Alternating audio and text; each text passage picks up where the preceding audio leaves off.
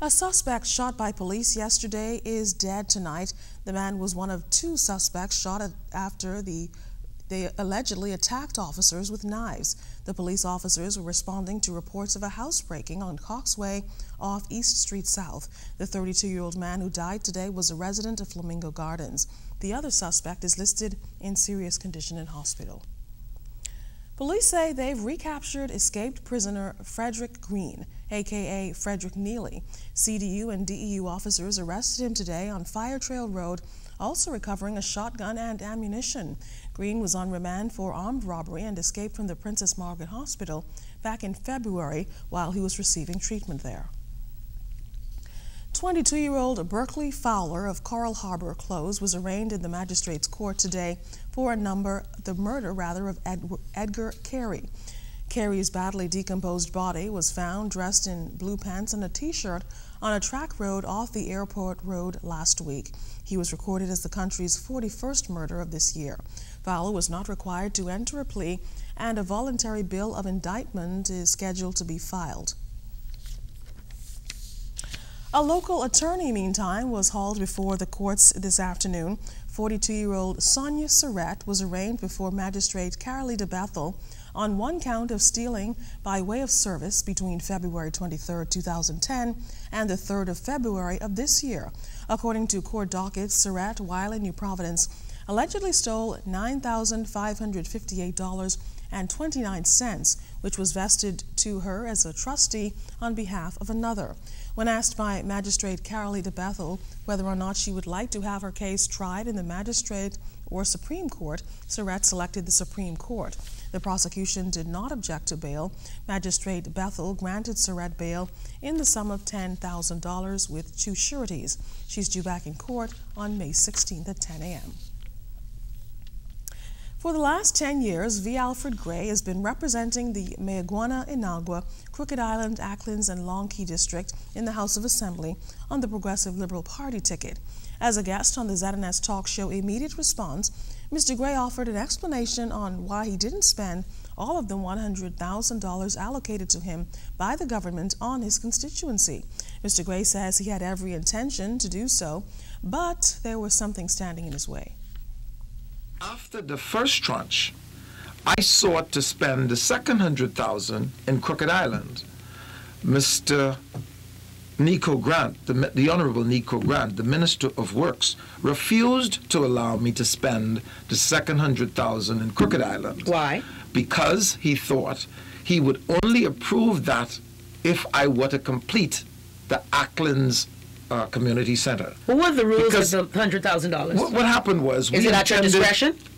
It is to be used as the member of Parliament's discretion. Okay. But what I intended to do, because I knew $100,000 could not complete any community center completely, but I intended to have the community, by self-help, complete the project once we would have put $100,000 into it. Okay.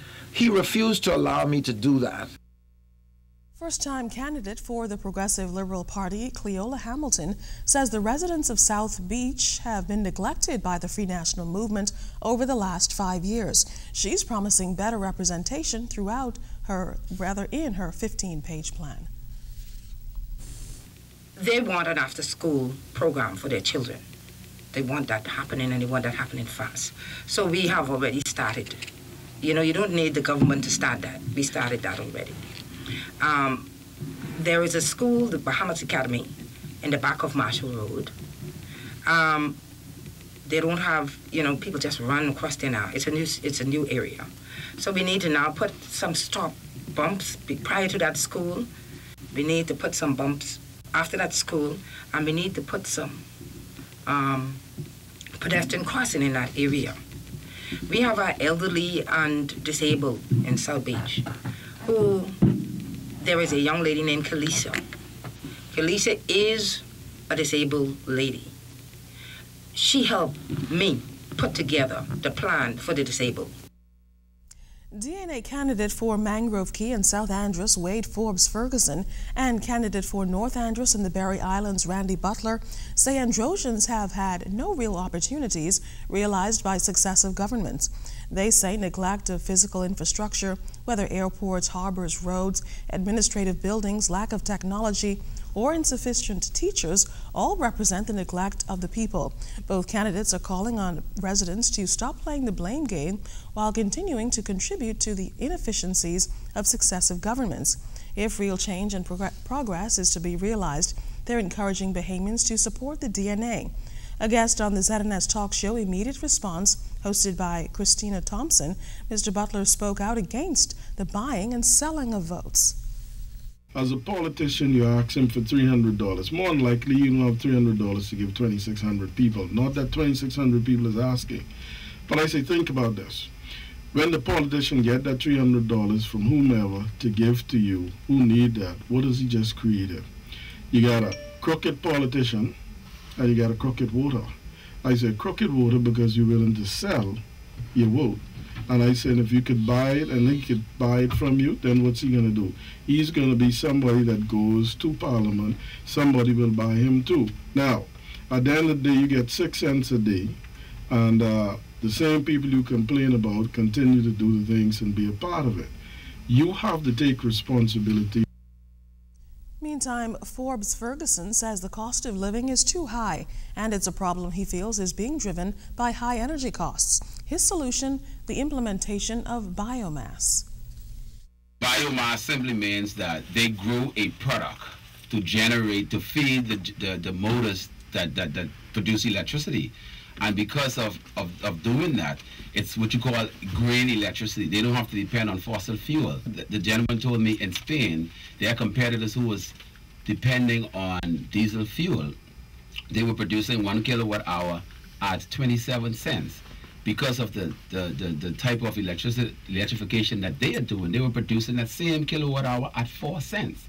So if we really look to the future to cause the cost of living to drop, we would need to go in some direction in that way.